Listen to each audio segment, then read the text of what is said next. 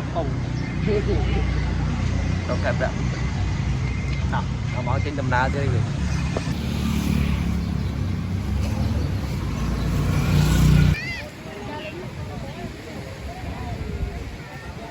anh ấy bao cái spot ấy vậy ở đây đâu mua này cả đâu này trăm diêm rồi này ngày chật lịch hơi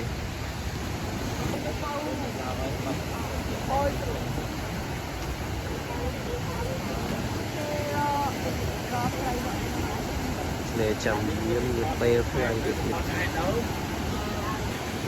ba cặp con đi rất là vui gì đây rồi hai rồi đi cái đặt rồi ở đây